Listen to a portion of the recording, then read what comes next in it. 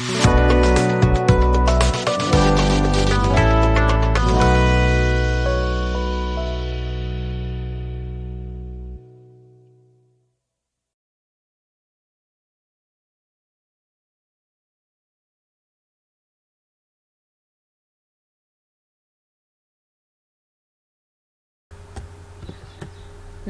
Welcome to भूगोलशाला। मैं हूं पूनम यादव और आज की क्लास में हम भारत के भौगोलिक विभाजन के बारे में पढ़ेंगे। भारत का भौगोलिक विभाजन या किसी भी धरातल का जब हम भौगोलिक विभाजन करते हैं तो उसमें तीन चीज़ें महत्वपूर्ण होती हैं, तीन दशाएं इम्पोर्टेंट होती हैं कि संरचना, प्रक्रम और अवस्था। कि कोई भी स्थान है या धरातल का जो हिस्सा है वो किन चट्टानों की जो संरचना है, वो बनावट किस प्रकार की है। दूसरा आता है कि प्रक्रम, अर्थात उसके ऊपर बल किस प्रकार का लगा हुआ है जब चट्टानें निर्मित हुई या धरातल निर्मित हुआ, या जो भूभाग हम डिवाइड करने जा रहे हैं, जिसको हम क्लासिफाई करेंगे, वो कब निर्मित हुआ, किस प्रक्रम के द्वारा निर्मित हुआ, कब निर्मित हुआ। इससे अर्थ आता है कि आप उसकी अवस्थिति या फिर उसकी अवस्था यानी उसकी समय से संबंध जोड़ रहे हैं उसका। जैसे कि कोई स्थान कब निर्मित हुआ है, यह उसकी अवस्था के ऊपर डिपेंड करता है और उसके ऊपर कौन से प्रक्रम ने कार्य किया है या कौन सा बल उसके ऊपर जो प्रभावी रहा है। बल दो प्रकार के होते हैं, एक अंतर्जात बल और दूसरा होता है बहिर्जात बल। अंतर्जात बल हैं जो पृथ्वी के आंतरिक भाग से बाहर की ओर लगते हैं। इसमें जैसे कि लावा का उद्भेदन होता है या फिर पर्वत का निर्माण होता है या कटक का निर्माण होता है। इसी के साथ में जो बाहरी बल है वो जैसे हवा है या तापमान के कारण से जो चट्टानों का या भूभाग में जो अंतर दिखता है हमें, वो कार्य करता है। तो भारत को भौगोलिक विभाजन के आधार पर हम 6 भागों में डिवाइड करते हैं। देखिए, उत्तरी तथा उत्तर पूर्वी पर्वतमाला। जैसे आपने देखा है कि इसमें आ रहा है पर्वत, इसमें आ रहा है पर्वत। पर्वत किसे कहेंगे? पर्वत एक ऊंचे भाग को कहते हैं। जैसा कि आप सुनते आए हैं, पर्वत मीन्स माउंटेन के हाइट को कहते हैं, लेकिन वो हाइट भी तो एक मेजर होनी चाहिए ना, कि इस हाइट तक हम पर्वत कहेंगे या फिर पठार कहेंगे या पहाड़ हम किसे कहते हैं। तो पर्वत हम 1000 मीटर की जो हाइट है, 1000 मीटर तक की हाइट हो, एक चोटी हो या शिखर हो जिसकी हाइट है वो 1000 मीटर हो, उसे हम पर्वत कहते हैं। अब इसके साथ में आता है पर्वत श्रृंखला या पर्वतमाला हम जिसे कह रहे हैं। पर्वत श्रृंखला या पर्वतमाला हिमालय पर्वतमाला कहा जाता है। क्यों?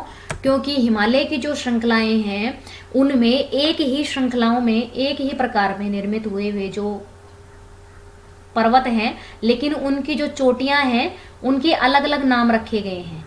और इसी संपूर्ण जो पर्वतीय जो क्षेत्र है इसे हम हिमालय क्षेत्र कहते हैं या हिमालय पर्वतमाला कहते हैं।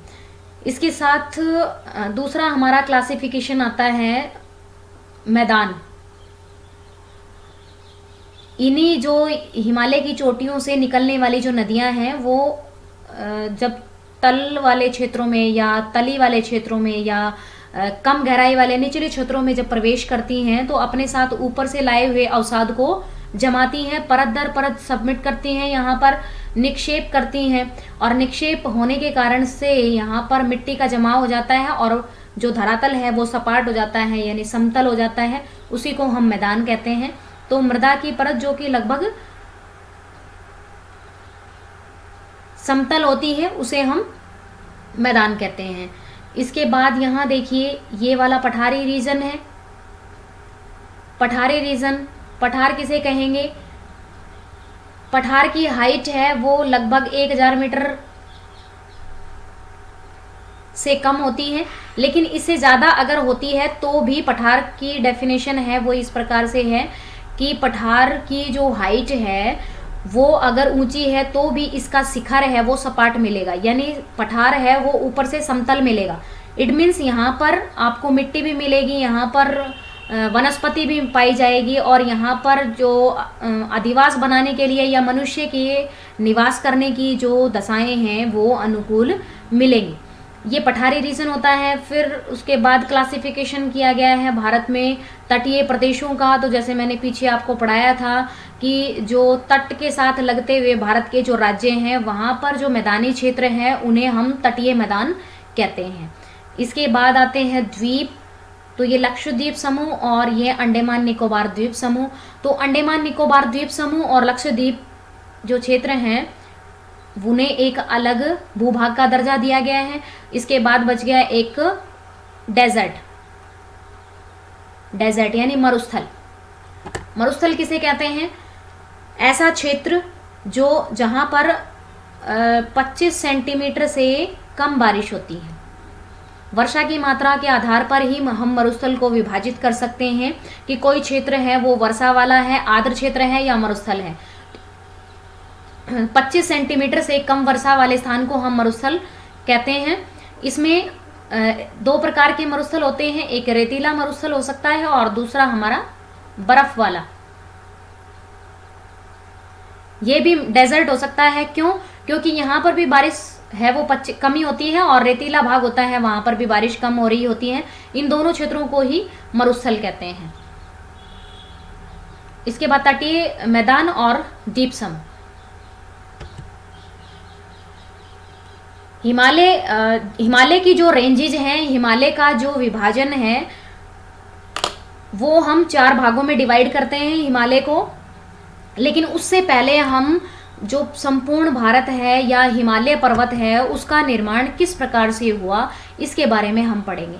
तो सबसे पहले हमारे पास आता है हिमालय किसे कहते हैं। हिमालय का अर्थ है हिम से, हिमालय मतलब बर्फ का घर या जहाँ पर सबसे ज़्यादा बर्फ़ पाई जाती है।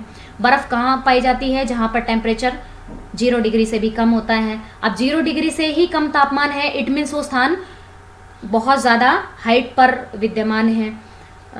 पर्वत, हिमालय की जो पर्वत श्रृंखलाएं हैं उसकी हाइट अधिक होने के कारण से वहाँ पर बर्फ़ जमती है और इसी कारण से हिमालय जो क्षेत्र है उसे हिमालय नाम दिया गया था। अब हिमालय के जो निर्माण की प्रोसेस है वो हम पढ़ें तो सबसे पहले देखिए जो स्थल का भाग है, जो हमें आज प्रेजेंट में महाद्वीप दिख रहे हैं वो इस प्रकार से नहीं थे। संपूर्ण जो स्थल का भाग था वो एक स्थान पर अवस्थित था। ये देखिए, ये स्थल का हिस्सा था, स्थल, और इसके चारों तरफ जल, अर्थात ये जो जल था ये प्रशांत महासागर को ही माना जाता है कि प्रशांत महासागर सबसे पुराना महासागर है और ये ही प्रशांत महासागर का जो जल है वो पूरे संपूर्ण स्थल के चारों तरफ फैला हुआ था। स्थल के भाग में सभी महाद्वीप हैं वो आपस में जुड़े हुए थे। ठीक है, अब क्या हुआ कि जब स्थल का विखंडन हुआ, जब स्थल 2 भागों में टूटा तो इसका ऊपरी भाग और इसका दक्षिणी भाग 2 भागों में जब ये स्थल का हिस्सा है वो टूट गया तो इसके बीचों बीच जो प्रशांत महासागर है उसका जल प्रवेश कर गया। जब प्रशांत महासागर का जल प्रवेश किया उसे टेथिस सागर का नाम दिया गया। और ये जो स्थल का भाग था इसे ऊपरी भाग को अंगारा लैंड और दक्षिणी भाग को गोंडवाना लैंड,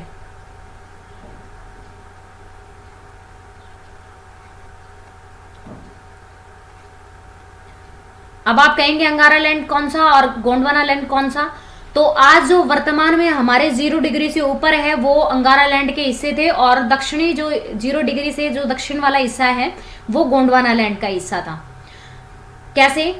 तो एक भारत है वो मात्र ऐसा है जो गोंडवाना लैंड का हिस्सा है और फिर भी 0 डिग्री से ऊपर आ गया है।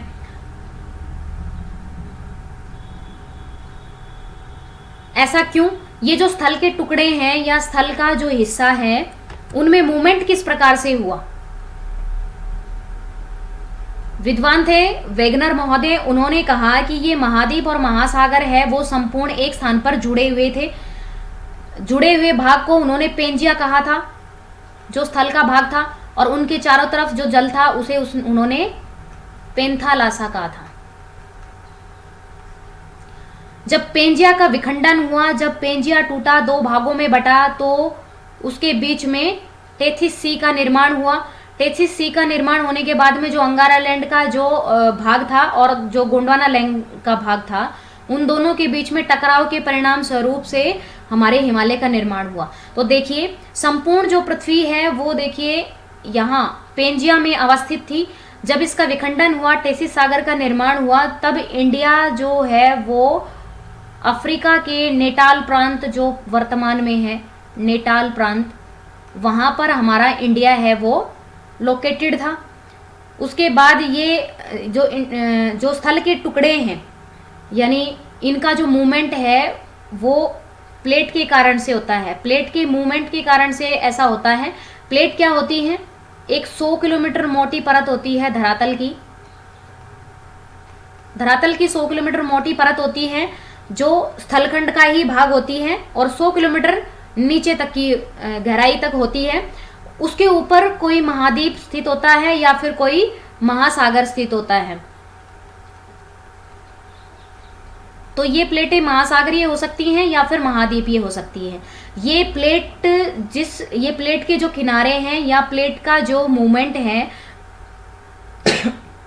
सॉरी, जिन स्थानों पर होता है उन स्थानों पर अलग भूआकृति का निर्माण देखने को मिलता है। तो जो वर्तमान का जो हमारा भारत है वो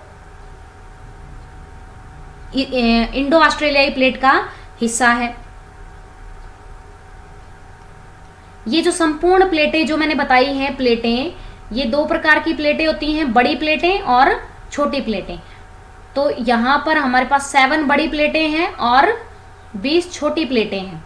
7 बड़ी प्लेटों में आता है हमारे पास में सबसे पहले प्रशांत महासागर की प्रशांत प्लेट, उत्तरी अमेरिकी प्लेट, दक्षिणी अमेरिकी प्लेट, अफ्रीकी प्लेट, ये देखिए अफ्रीकी प्लेट, इसके बाद ये यूरेशियाई प्लेट, इसके बाद इंडो ऑस्ट्रेलियाई प्लेट और लास्ट में हमारे पास है अंटार्कटिका प्लेट।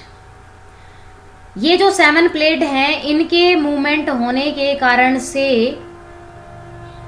महाद्वीपों के बीच में गैप है वो आया। 20 छोटी प्लेटें हैं जिसमें भारत की भुज प्लेट जो आपको सबसे पहले याद होएगी, भारत की भुज प्लेट है, गोंडा प्लेट, बाजा plate, नाजका plate, Caribbean plate, Cocos plate, Carolina plate. ये इस प्रकार की जो प्लेटें हैं ये छोटी प्लेटें हैं। ये प्लेटें क्या करती हैं? एक दूसरे की तरफ मूवमेंट करती हैं। इनके 3 प्रकार के मूवमेंट होते हैं। ये देखिए, ये एक प्लेट है, ये दूसरी प्लेट है।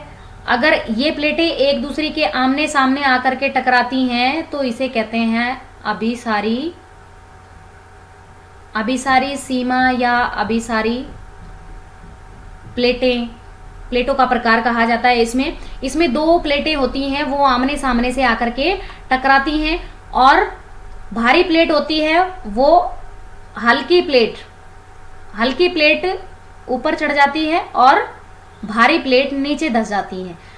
भारी प्लेट नीचे धंसने के कारण से जो आंतरिक पृथ्वी का भाग है वो अधिक तापमान रखता है। अधिक तापमान रखने के कारण से ये चट्टान का भाग है या फिर इस प्लेट का, भारी प्लेट का जो भाग है वो मेल्ट हो जाता है, पिघल जाता है। और पिघलने के कारण से जो लावा है वो इन दोनों प्लेटों के दरारी भाग से बाहर आता है और पर्वत का निर्माण होता है। अर्थात हमारे पर्वत का निर्माण किस प्रकार से होता है? अभिसारी सीमा के कारण से होता है या अभिसारी मूवमेंट के कारण से। अभिसारी टाइप की जो प्लेटें होती हैं उनकी मूवमेंट के कारण से पर्वत का निर्माण होता है। इसके साथ दूसरा जो मूवमेंट है वो है चट्टानें एक दूसरे के विपरीत दिशाओं में सरक जाती हैं। ऐसा होने पर क्या होता है? कटक का निर्माण होता है। बीच से लावा का जो उद्भेदन है वो होता है और उसके कारण से प्लेटों का जो मूवमेंट है वो डिफरेंट डायरेक्शन में चला जाता है और बीच में ज्वालामुखी का निर्माण होता है और उस ज्वालामुखी प्रक्रिया के द्वारा लावा का उद्भेदन होता है और कटक का निर्माण होता है। कटक क्या होता है? एक पर्वत की ही श्रृंखला होती है, लेकिन इसकी हाइट है वो कम होती है और बेसिकली ये ओशन में पाई जाती है। वर्तमान में जहां हमारा अटलांटिक महासागर है उसमें एक दुनिया की सबसे बड़ी कटक देखने को मिलती है, जिसको डॉल्फिन व चैलेंजर कटक कहते हैं। तीसरा हमने मूवमेंट देखा है कि ये चट्टानें आपस में ये जो प्लेटें हैं ये आपस में टकराती नहीं हैं, बल्कि क्या होती हैं, अगल बगल से सरक जाती हैं। ऐसी जो प्लेट का जो मूवमेंट होता है इसमें ज़्यादा क्षति नहीं होती है और इस प्रकार से भूभाग का निर्माण होता है। हिमालय की जो प्लेट है, ये देखिए, हिमालयी जो प्लेट है हमारी, या जो हमारी भारतीय प्लेट है, उससे हिमालय का निर्माण किस प्रकार से हुआ? भारतीय प्लेट यानी इंडो ऑस्ट्रेलियाई प्लेट जब मूवमेंट कर रही होती है कहाँ? ऊपर की तरफ, तब ये जाकर के ऊपर यूरेशियाई प्लेट होती है। ये यूरेशियाई प्लेट है। यूरेशियाई प्लेट से जाकर के भारतीय प्लेट टकराती है और इसके फलस्वरूप हिमालय पर्वत का निर्माण होता है।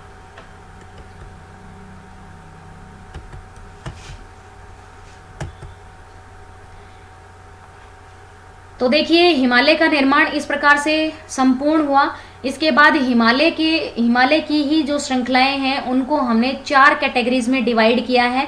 खुद हिमालय है वो 4 भागों में डिवाइड है। सबसे पहला है ट्रांस हिमालय या तिब्बत हिमालय, जिसको हम कहते हैं तिब्बत हिमालय।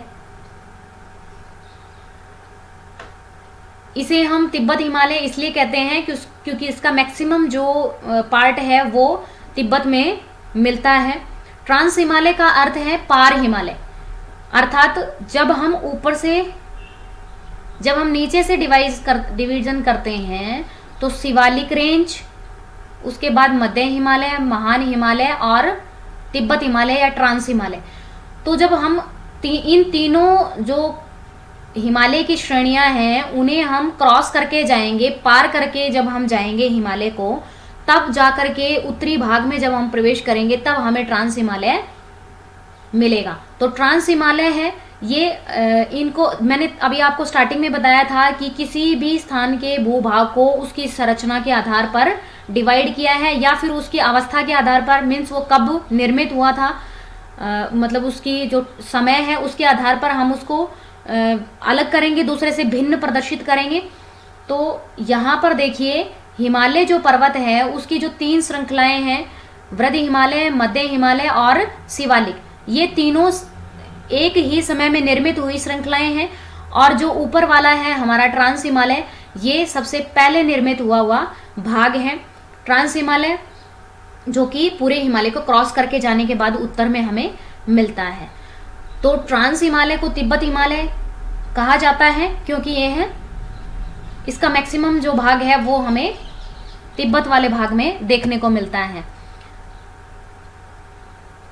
ये देखिए, एक और विशेष बात है कि ये जो हमारा तिब्बत हिमालय है इसका निर्माण की प्रक्रिया से भी बिल्कुल भिन्न है। ऐसा इसलिए क्योंकि इसका निर्माण है वो सबसे पहले हो चुका होता है। इसका निर्माण यूरेशियाई प्लेट के कारण से होता है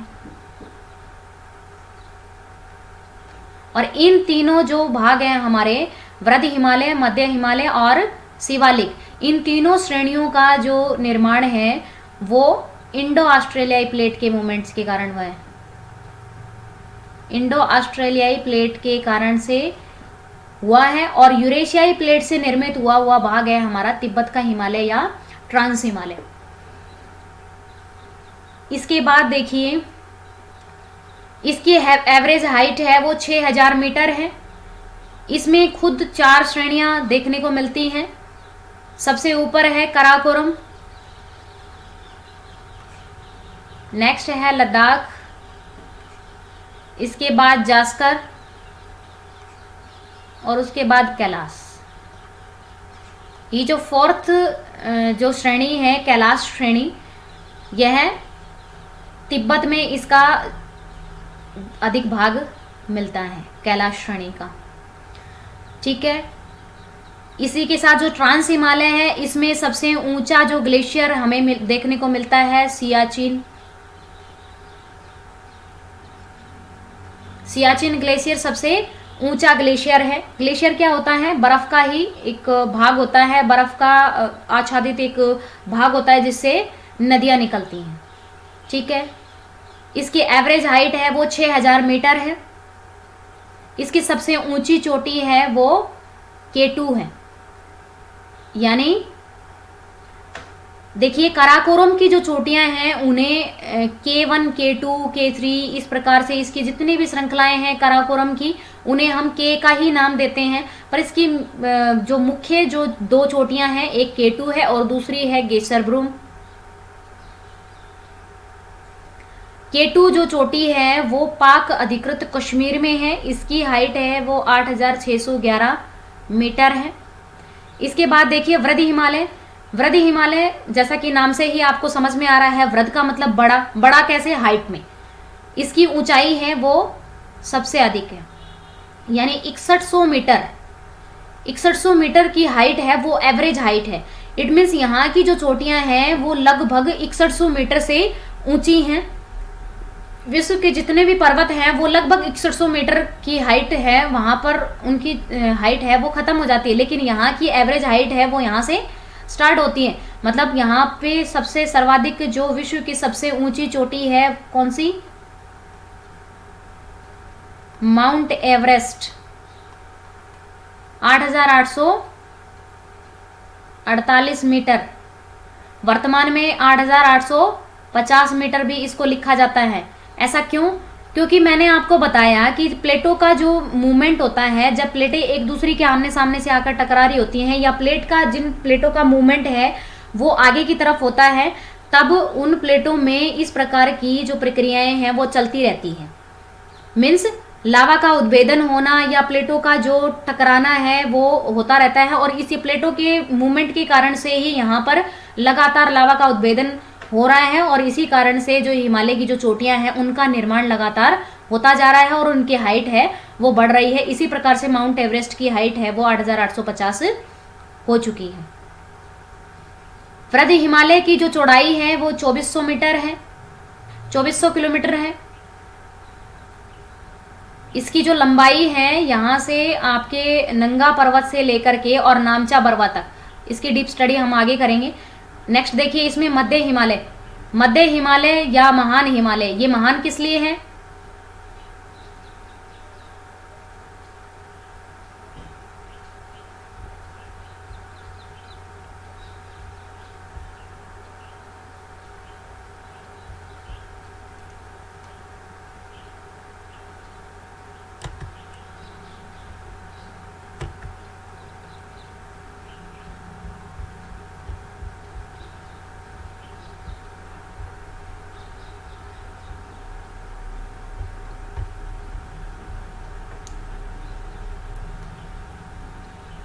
मध्य हिमालय या फिर महान हिमालय।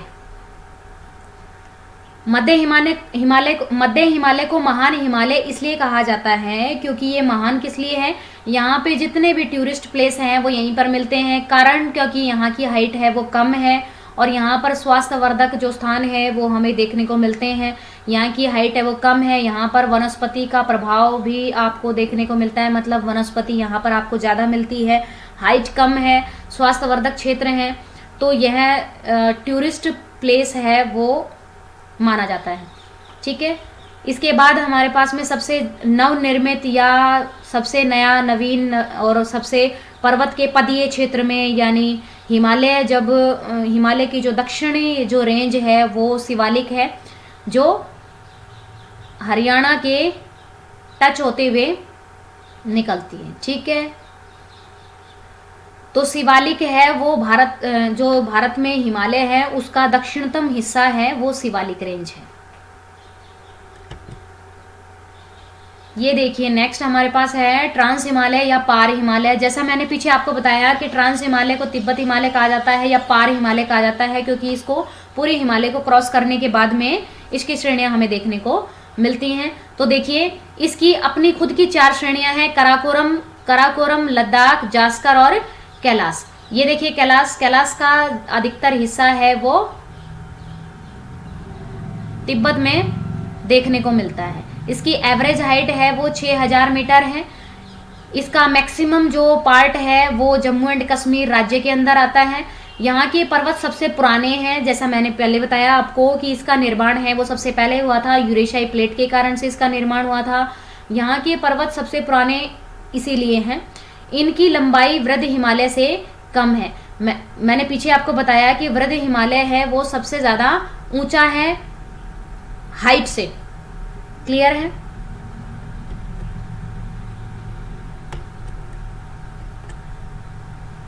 ये देखिए ट्रांस हिमालय की जब हम बात करें तो देखिए ट्रांस हिमालय की 4 श्रेणियां हैं, कराकोरम, लद्दाख, जास्कर और कैलाश। इसमें देखिए कि जो कराकोरम श्रेणी है इसका ये वाला एरिया ये भारत और चीन का विवादित क्षेत्र है, जहां यहां पर स्थित है देखो डोकलाम। हाल ही में यहां पर पर्वत प्रहार एक्सरसाइज कर रहा है भारत। ठीक है, यहां पर देखिए सबसे ऊंचा जो युद्ध क्षेत्र जिसको हम सियाचिन कहते हैं, सियाचिन ग्लेशियर सबसे ऊंचा ग्लेशियर है और सबसे ऊंचा युद्ध क्षेत्र भी है। यहां पर मैंने आपको बताया कि भारत की जो सबसे ऊंची चोटी है K2 पाई जाती है। K2 जिसको गार्डविन ऑस्टिन के नाम से आप जानते हैं, 8611 मीटर ऊंची है। यह हिमालय की सेकंड सबसे ऊंची चोटी है। यह भारत के अंदर है लेकिन यह पाक अधिकृत कश्मीर में है।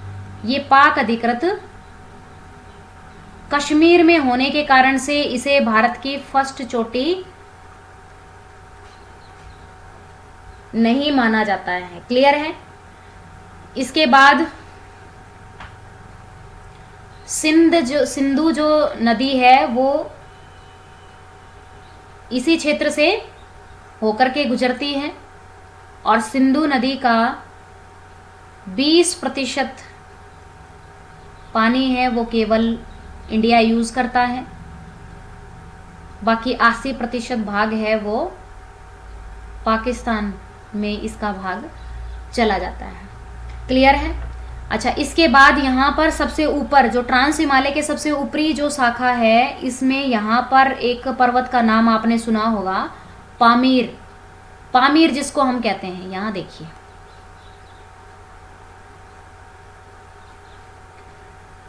यहाँ पे पामीर पर्वत का नाम सुना होगा। पामीर की गांठ भी कहा जाता है इसे पामीर पर्वत भी कहा जाता है और पामीर का इसे पठार कहा जाता है।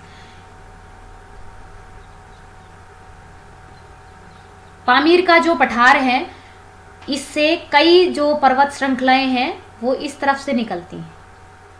देखिए इसे कहा जाता है कुनलुनसान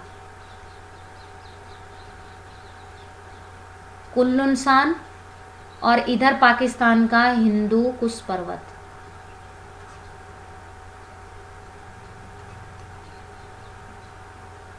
इसे पठार क्यों कहा जाता है? इसे पठार इसलिए कहा जाता है क्योंकि इसकी जो चोटियां हैं वो ऊपर से लगभग सपाट सी हो जाती हैं। जैसा मैंने आपको पीछे बताया कि पठार किसे कहेंगे? जिसकी चोटी सपाट हो, जिसका शिखर है वो ऊंचा होता है, उसे हम पर्वत कहेंगे।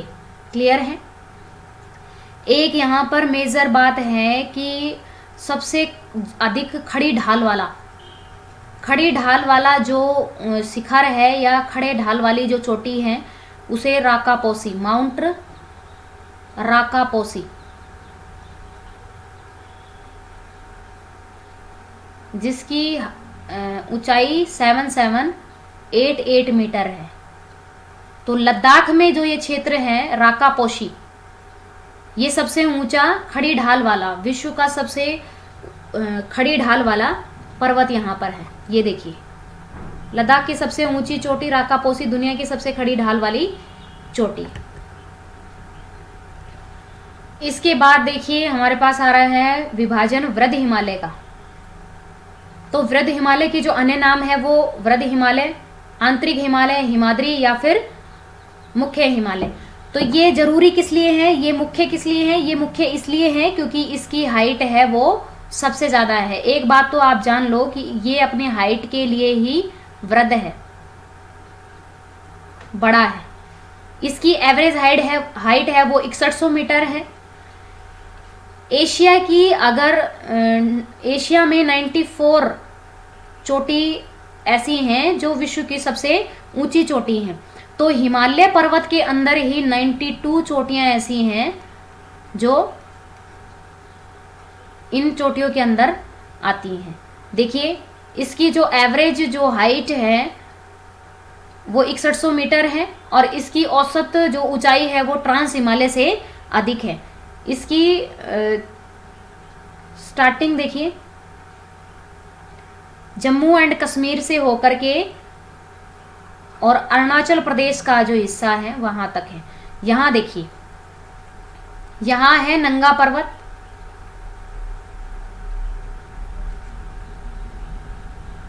नंगा पर्वत 8126 मीटर, 8126 मीटर। और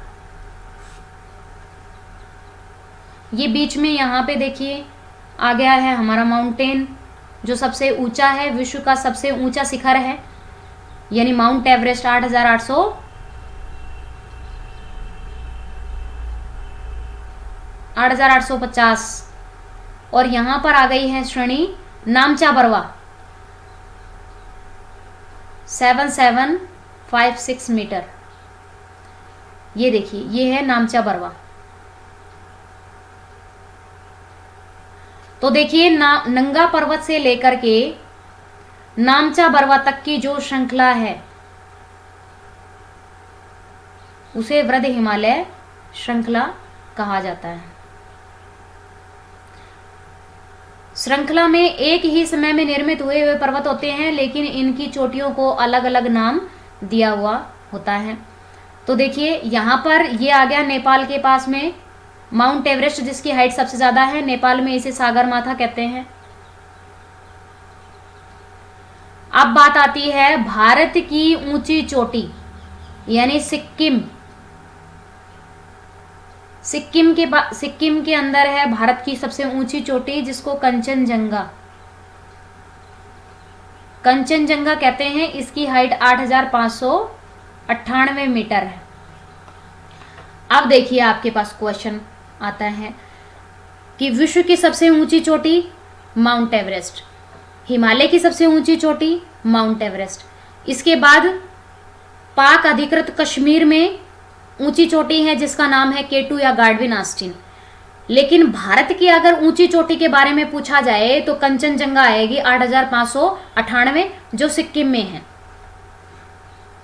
ये देखिए अब वृद्ध हिमालय है, इसके जो पर्वत हैं ये आ गए हैं। नंगा पर्वत है कामेत चोटी, धौलगिरी, अन्नपूर्णा, मनसालू, ये कंचनजंगा, और ये देखिए माउंट एवरेस्ट और नामचा बरवा।